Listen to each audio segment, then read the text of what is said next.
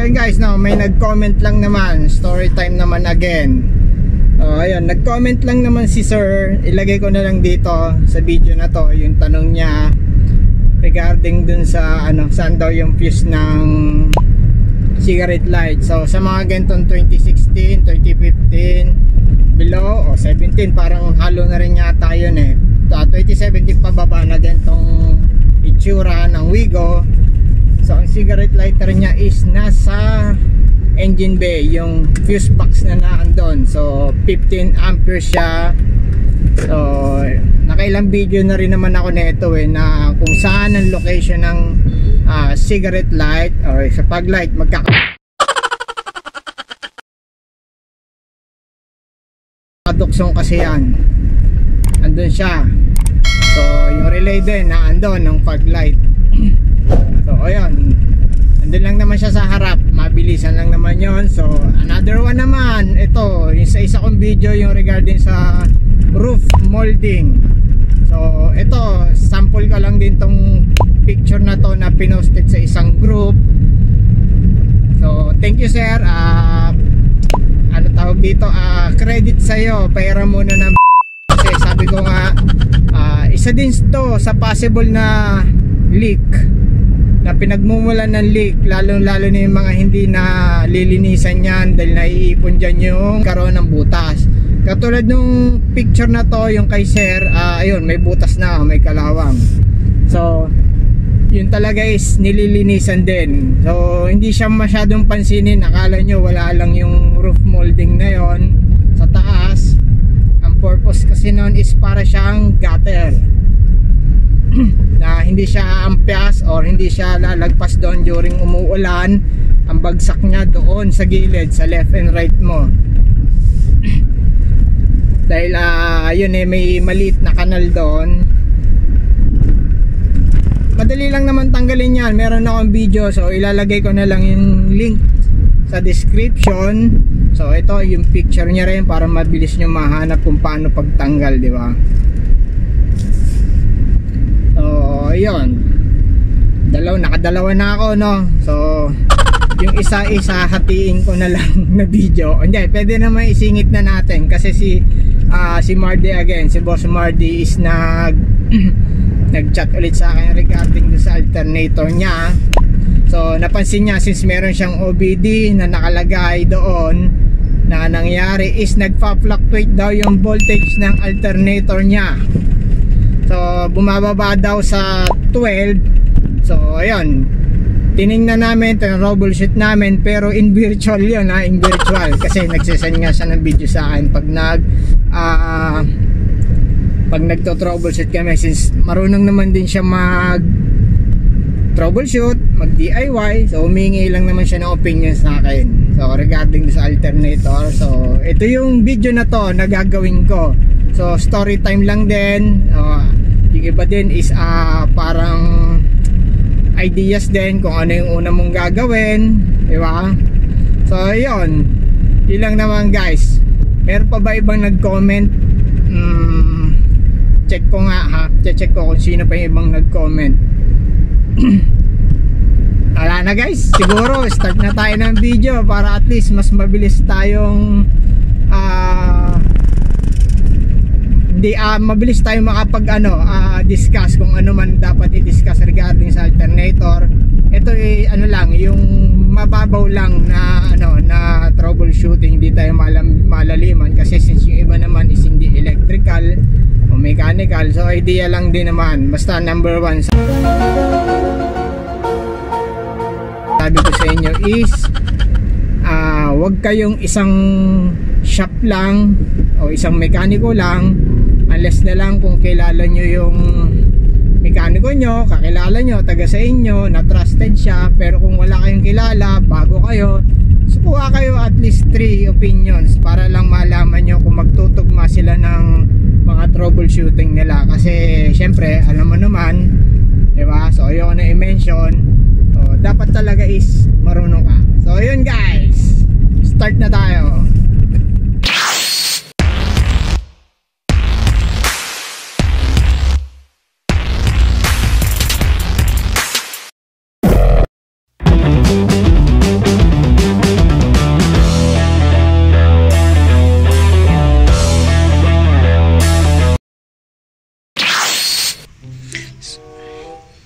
ayun guys, no, discuss ko muna din sa inyo tong alternator na to. Kasi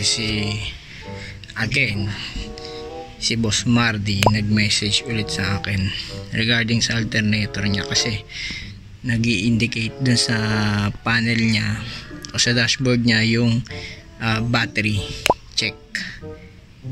So normally number 1 unang check mo niya pag ganun, baka putol yung belt mo, check mo rin, diba? Kasi automatic yun, discharge yung battery mo, and then baka maluwag ang belt mo o nag-i-slip. Ibig sabihin ng slip is dumudulas, diba? Or pabitak na rin, syempre total check mo rin yun. Ayan, isa yan, yung grooves na yan ng belt na yan, isa din yan sa chine-check kung may bitak o wala. Basta ang tension nito is ganyan lang, makikita nyo, yan yung tamang tension nya dyan, siguro half inch maximum, kasi ang adjustment naman yan is ito. Ayan, ang scenario nya is nagda-drop daw yung voltage nya. So check terminals, yun din, isa rin yun sa mga yan, terminals mo at yung grounding mo. Ito yung grounding, check mo rin yan. Basta anything, oh yan, yung socket na yan, baka may lumuwag. Yun yung mga simplest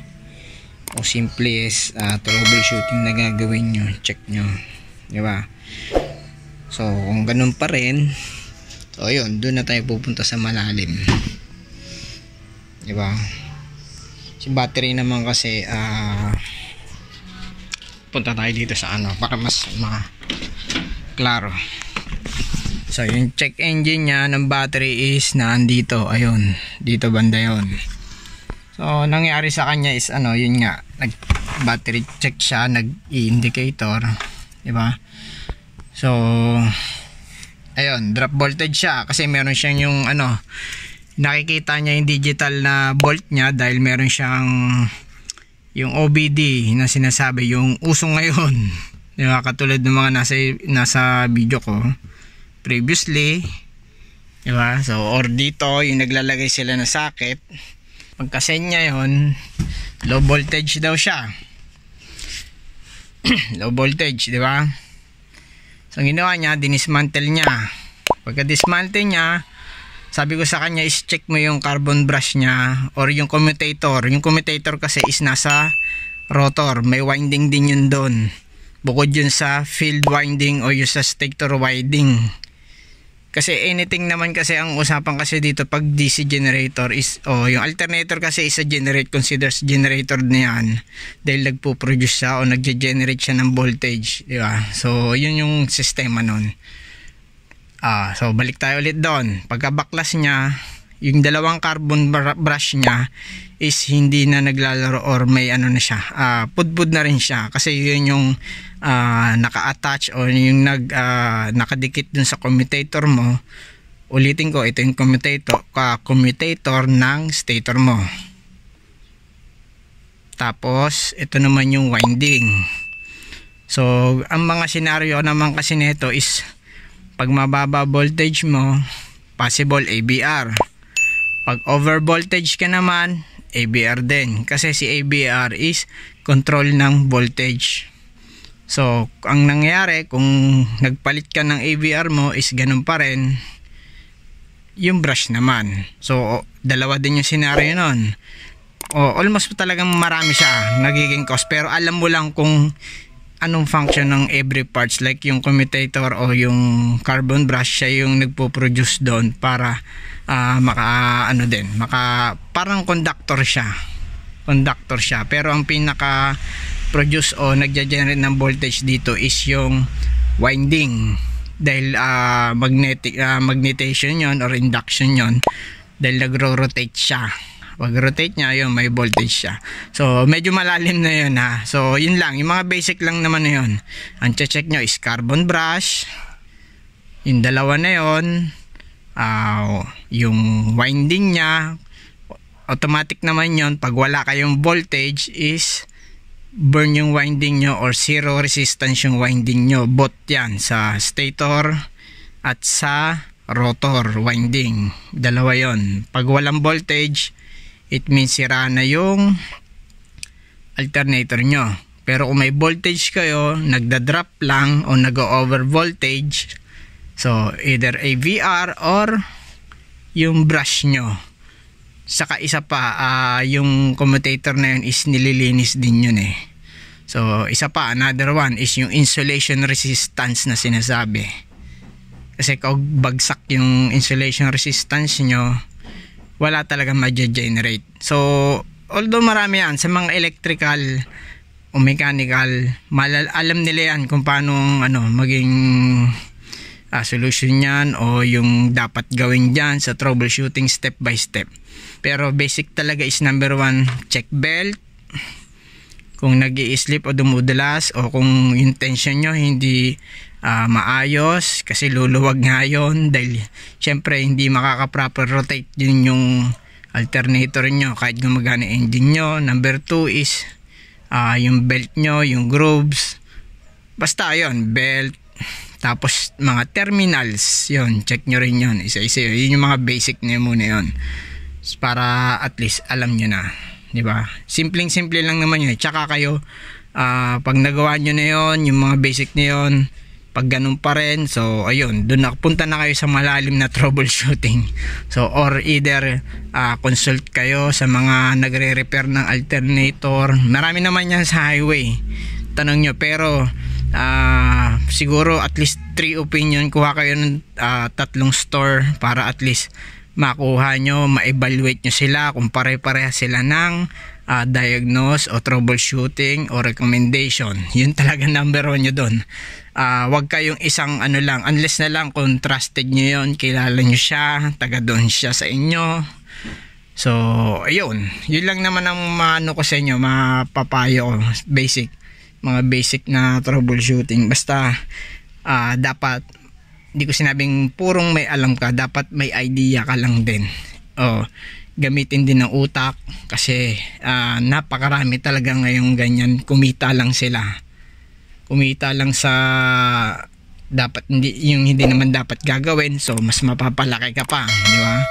So basic, yun lang naman po. So ayun, thanks for watching.